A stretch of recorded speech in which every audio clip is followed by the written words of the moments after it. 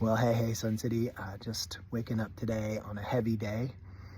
It's 9/11, and thinking about all that transpired yesterday with the assassination of Charlie Kirk, and thought I'd just share a couple thoughts. I know that there's lots of people sharing all their thoughts online, but thought it was important today just to give a little pastoral perspective for our church.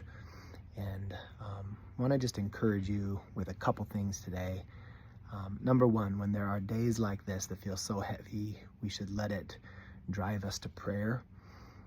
Paul wrote that we're supposed to be anxious about nothing and pray about everything. And so I know it can be a day of worry and a day of sadness. And of course, the response of sorrow is totally normal.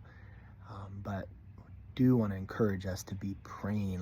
Let these moments of heaviness drive us to prayer for our nation, prayer that God would heal our land and heal the divide that exists between people that have wildly different ideologies. Of course, be praying for the Kirk family and all that they're walking through right now. This is,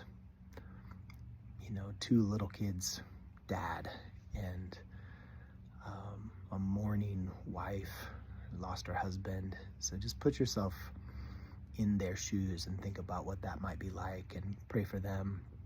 Of course, I was listening to a podcast this week, and one of the statements that the podcast guest made was that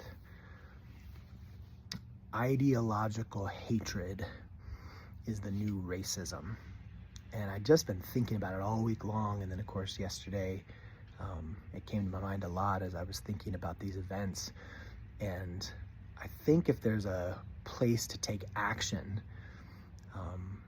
it goes back to a lot of what we talked about in our series on the Daniel dilemma.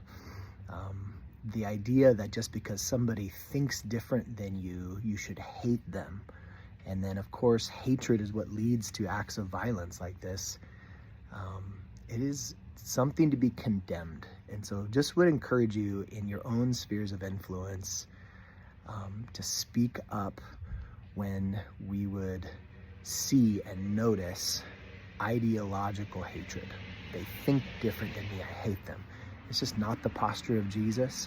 Jesus says to love your enemies and pray for those that persecute you. And if you want to be radically Christian, deeply formed by Scripture, those are the kind of thoughts to be thinking on today. What does it look like to pray for those that persecute me and love my enemies, people that think different than me?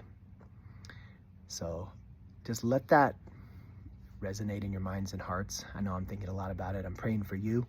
I know we've got a big weekend this weekend with Welcome Home. And I don't think there's ever been a more important time to gather together, encourage one another, and let's put our hope in Jesus. Love you all, and we'll see you soon.